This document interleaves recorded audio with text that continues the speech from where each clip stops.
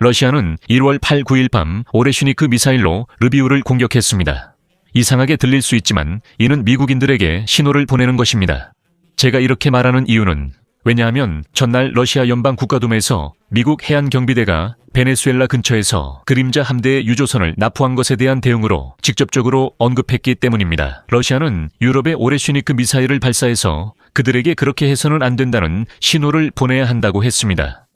하지만 유럽을 공격할 용기는 없었고 그래서 러시아인들은 르비우에 오레슈니크를 발사한 것입니다. 더 나아가 전날 미국 대사관은 키이우에서 앞으로 며칠 안에 우크라이나에 대한 대규모 탄도미사일 공격이 실제로 있을 수 있다고 경고했습니다. 그리고 키이우 시간으로 밤 11시쯤 우크라이나 전역에 공습경보가 발령되었고 자정쯤 르비우에서는 연속적인 폭발음이 들렸습니다. 그리고 인터넷에 올라온 영상들은 바로 오레슈니크 미사일의 특징적인 공격 방식을 보여줍니다. 오레슈니크 미사일에는 여러 개의 탄두가 장착되어 있어서 목표물에 접근할 때 각각 분리되어 개별적으로 공격을 가합니다. 또한 이것이 오레슈니크 미사일임을 뒷받침하는 점은 르비우에서 신속하게 공기 중 방사능 수치를 실험실에서 조사했다는 사실입니다.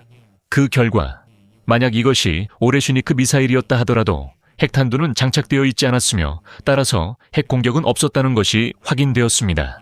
하지만 이른바 더미 탄두가 장착된 오레슈니크 미사일이라 하더라도 상당한 피해를 입힐 수 있습니다. 제 이름은 알렉세이 페치입니다. 지금까지의 정보를 함께 이야기해 봅시다. 지금은 키이우 시간으로 밤 2시쯤입니다. 그래서 현재 시점에서 가장 최신 정보를 정리해 드리겠습니다. 무슨 일이 있었고 왜 하필 리비우를 공격했는지 그리고 러시아가 이 오레슈니크를 왜 발사했는지 알아보겠습니다. 러시아는 이를 통해 무엇을 말하고 싶었던 걸까요? 본 방송을 시작하기 전에 여러분께 부탁드리겠습니다. 채널을 구독해 주시고 좋아요를 눌러주시며 이 방송 아래에 댓글도 남겨주세요. 이것이 유튜브 알고리즘이 이 영상을 더 많은 시청자들에게 보여주는 데 큰 도움이 됩니다. 이 점 정말 감사드리며 제 텔레그램 채널도 구독해 주세요.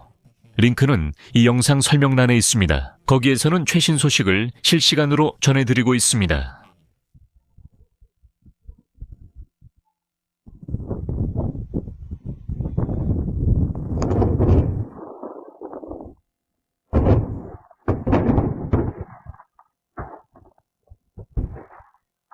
자, 그럼 주요 정보부터 시작하겠습니다. 1월 8일에서 9일로 넘어가는 밤에 르비우에서 큰 폭발음이 여러 차례 들렸습니다. 인터넷에선 오레슈니크 공격 얘기가 바로 나왔지만 공식적으로는 이 정보가 오랫동안 확인되지 않았습니다. 23시 이후 우크라이나 전역에 탄도미사일 위협으로 인해 경보가 발령됐고 적이 드론도 발사해서 키이우와 일부 지역에서 폭발음이 들렸습니다. 게다가 안타깝게도 인터넷에는 이 샤이드 드론들이 주거용 건물을 의도적으로 공격하는 장면이 담긴 영상도 올라왔습니다. 하지만 리비우의 직접적인 공습 위협에 대한 보고는 없었으나 자정 무렵 인터넷에는 리비우에서 큰 폭발음이 연이어 들렸다는 소식이 올라왔습니다. 이후 이 사실은 도시시장 안드레이 사도보이와 이어서 주행정청장 막심 코지츠키가 확인했습니다. 그리고 지금 여러분은 공격 당시 리비우 주민들이 도시에서 어떤 소리를 들었는지 들어보실 수 있습니다. You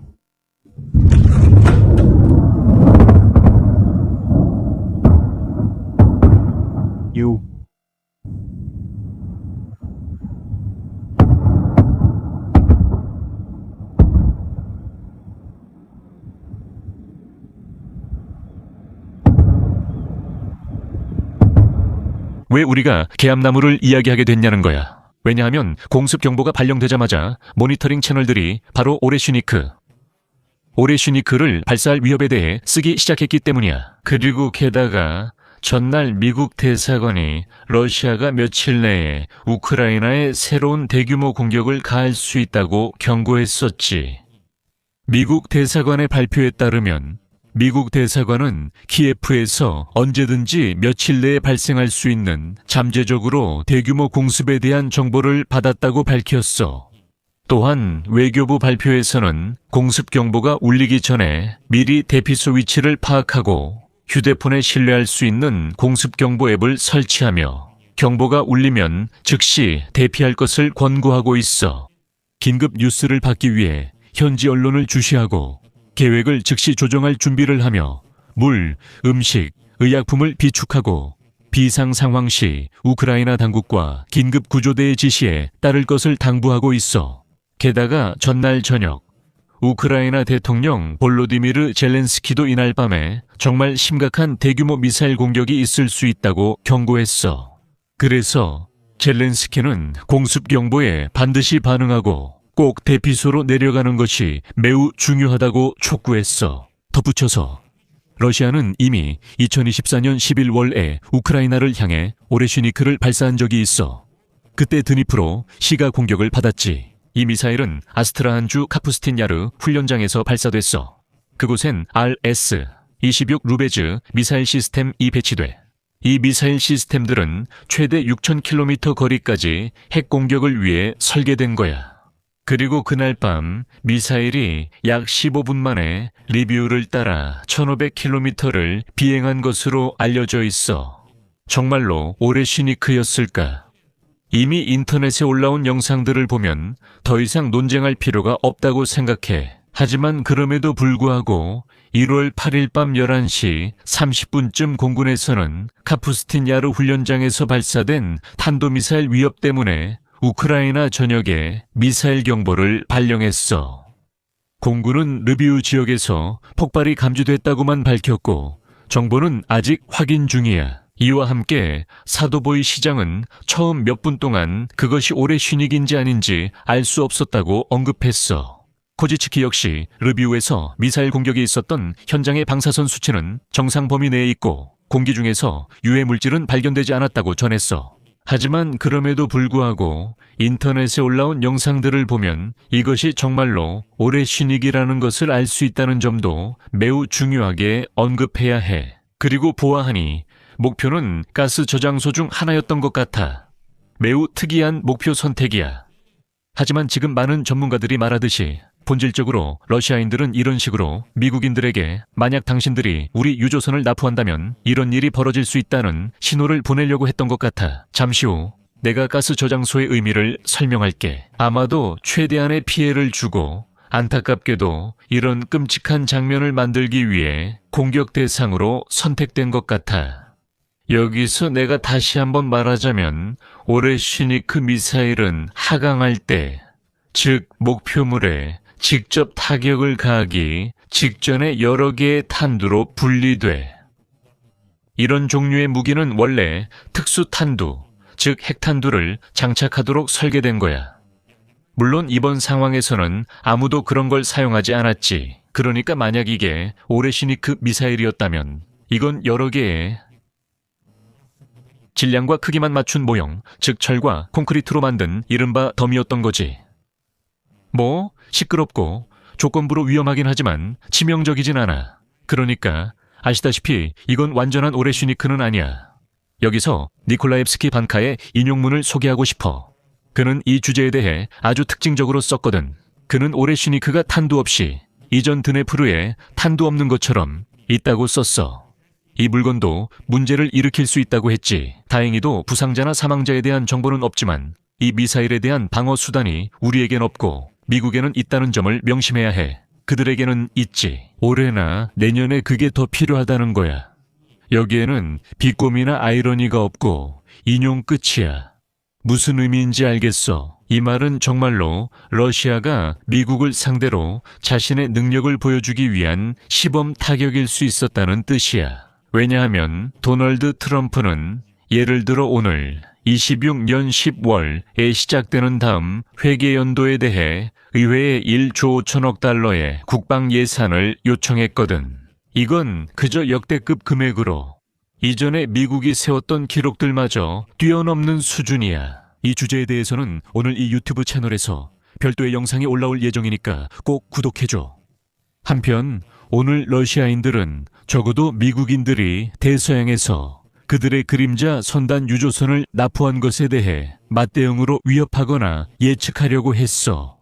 그 유조선은 베네수엘라 쪽에서 오고 있었지. 알렉세이 주라블레프라는 사람이 있어. 이 사람은 오늘 미국 해안경비대 함정 2척을 보여주듯이 침몰시켜야 한다고 주장한 러시아 연방 국가두마 의원 중 한 명이야. 그리고 유럽 어딘가에 오레시니크에 미사일을 쏘라고 했어. 이렇게 하면 미국인들에게 우리가 단호하다는 걸 보여줄 수 있다고 했지. 하지만 분명한 건 그들이 유럽에 심지어 일반 미사일조차 쏘지 못한다는 거야. 무섭기 때문이고 그건 나토에 대한 공격이 될 테니까. 그래서 나토 국경에 최대한 가까운 곳, 즉 르비우에 오레시니크를 쏘기로 결정한 거야. 그렇게 해서 그들이 더 멀리까지도 공격할 수 있다는 암시를 주려는 거지. 그러니까 어쩌면 이건 정말 일종의 힘을 과시하는 시위였을 수도 있어. 미국인들과 유럽인들을 겁주기 위해서 이런 식으로 모든 게 끝날 수도 있다는 걸 보여주려는 거지. 하지만 마지막에 언급하고 싶은 게 하나 더 있어.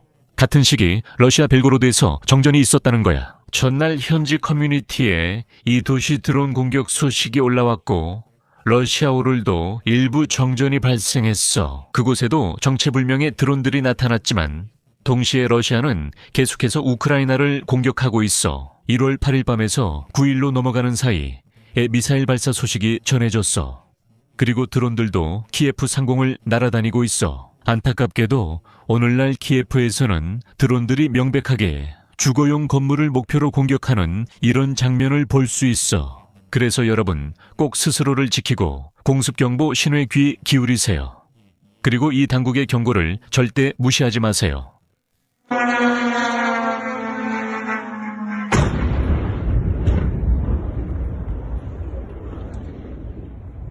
자막 촬영 중이고 디마토르조크가 제작했어. 그래, 우리 집도 피해를 입었어. 바로 이거야. 그래. 잠마. 안녕.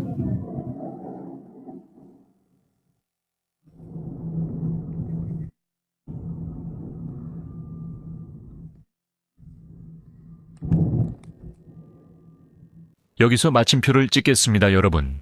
댓글 남겨주시고 채널 구독하시고 알림 설정도 해주시고 좋아요도 잊지 마세요. 오늘은 여기까지입니다. 모두 건강 조심하시고 안녕히 계세요.